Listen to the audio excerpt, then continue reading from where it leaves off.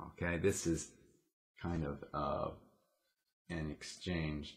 Something of a meeting of the minds, really. Michael W. Ford and I have a Crowley in common. I don't think we put Crowley together the same way. And I'm more interested in the early Crowley as opposed to the later Crowley. The Book of Lies is important to the Lucifer series. We also have the philosopher Nietzsche in common, Michael and I do. But I think, as with all Nietzscheans, it depends on how the person has put things together from that, what kind of an influence Nietzsche is.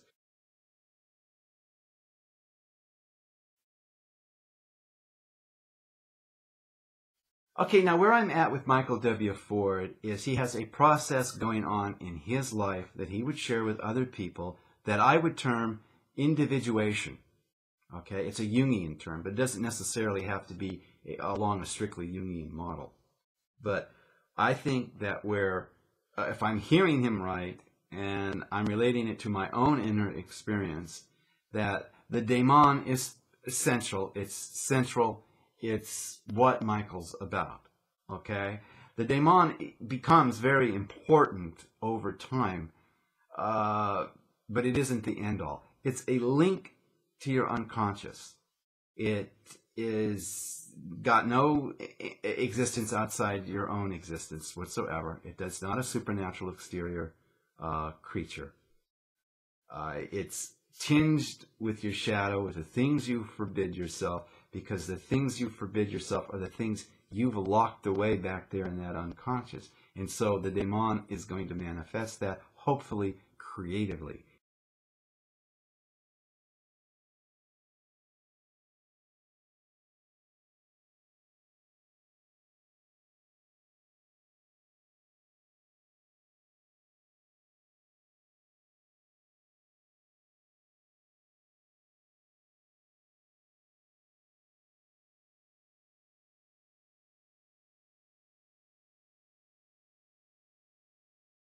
And your individuation process is about accommodating that influence into your own ego in a liberating way rather than in a way that messes you up. Okay?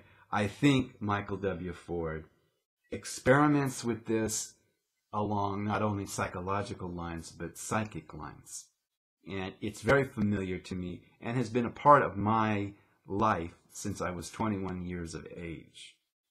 Okay, I can affirm what I'm hearing from Michael as far as it goes. Still, I have to point out that on an EEG, if they're graphing a Buddhist monk's, mental process while he's meditating or she's meditating, you're going to see theta wave activity going on. You're going to see that in Hindu mystics who can do things that are extraordinary. It's a very perennial, very universal energy we're talking about, associated with higher consciousness, and it has a common kind of rap going on with it. Certain salient points keep coming up no matter how distant the cultures may be from one another or how lacking a shared history they have. And in every case, if you pull it all together and look at it, they're saying something quite a bit beyond anything that Michael W. Ford is talking about. Now, his video reply to my video begins with the question, what is Luciferianism for? That in itself implies a pragmatic concern. What's it for? What's its use? Okay? Individualism and self-evolution. Well, that is, in essence, individuation, as Jung would put it, okay? Responsibility in helping others to evolve, to assist them in their self-evolution as individuals, all right? From there, he goes on to say, no pity for the weak who hold a slave mentality. That's a destiny we cannot interrupt. Okay? I would say we are all slaves, because the ego is nothing more than the surface of a vast universe within yourself. It's a shell, and it's a shell that's assembled in a kind of haphazard way. It's a conditioned entity, conditioned by time and space, reflex, reaction. It's an aggregate, okay? And it is a programmed aggregate. You are a marionette on a string, and if you want to be liberated, you have to deconstruct the ego to a point where it is at least porous enough to receive the daemon. So, I mean, even receiving the daemon means that the ego becomes a little more improvisational, a little more in touch with the moment, a little more spontaneous, okay, in order for the daemon to breathe through you. I doubt Michael W. Ford would take exception to my saying that.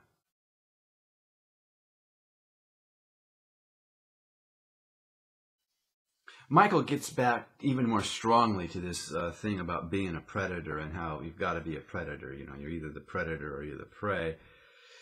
And he says that a person's drives and impulses are infallible, even though they need to be balanced and tempered by reason. Okay, now that's a strange infallibility for most of us. Okay, for a critic, that's like, I don't think so. Okay.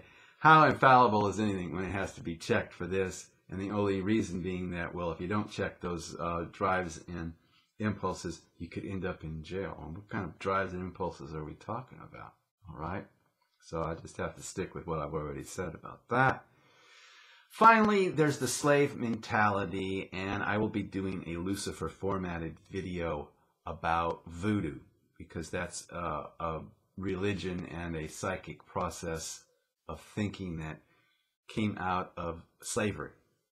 Okay, a very bitter reaction to the master and a distortion of what had originally been a more reasonably benign pagan orientation in Africa. And then you get it over into Haiti and Louisiana, and it became a darker business.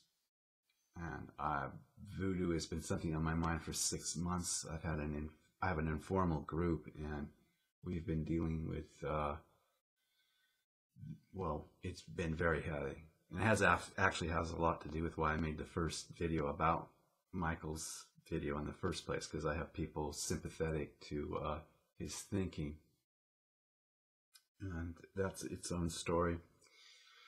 But I don't want to get too heavily into where he's at with the slave mentality. I do agree with a lot of it. The slave mentality is one of self-loathing and guilt and shame, and a lot of venting of guilt and shame and self-loathing on one another, a pecking order. It's the mentality of a prisoner. And the Old Testament is rife with it, and the New Testament is very tinged with it. The Bible has a lot more value than Michael's considered, but his points well taken. Nonetheless, just if you look at the big picture, no matter how many trips go on with the downtrodden and the oppressed, and how much you don't want to identify with it or get sucked into that space, hey, you got to ask yourself one fundamental question. Who made them that way? All right? The oppressor does not begin to take responsibility until he ceases oppressing.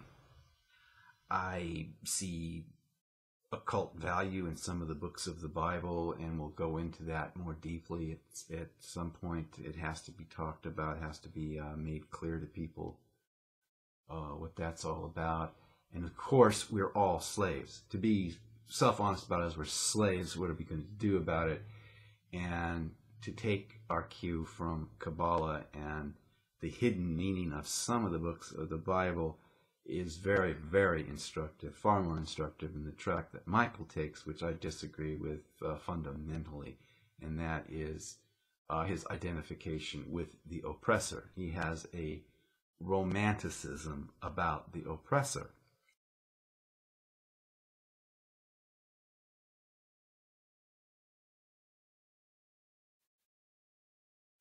Do as you will, but intentionally harm none. Now, fundamental to that is treating other people as you'd have them treat you. It's just a matter of, it's common sense. Societies don't hang together unless they have some version of that ethos going on of, a matter of, cool, I can expect to be treated in turn, right? I mean, I'm trying to get along with you. We've got to get along or it all falls into chaos, right? Okay. So obviously I have a different nature than some people. I'm going to enter into a relationship where the other person has a different expectation. I'm going to enter into work situations where the other person has a different expectation. There will be problems, and those problems have to be ironed out with communication. All the more so when it's differing cultures who just don't even understand each other at all. You have to communicate. All right? It's very necessary. When communication breaks down, it calls for respect for territory. And when respect for territory breaks down, it calls for a thoroughgoing power ethic as a last resort. Does that make me a predator? Well, I was at a spiritual community when I was young, and someone said to me that I was in a group session. We were having a group meet. And the person called me a porcupine. It became a term of endearment. Neil's a porcupine. Okay? Now, porcupines can look like cute, cuddly little creatures, just totally harmless, and oh, look, there's a porcupine, okay? But you don't mess with the porcupine, okay? A bear comes around and starts messing with a porcupine, the bear is going to regret it. Under some circumstances, the bear could die, okay? When Neil's quills are up, they're up. When they're not, they're not, okay?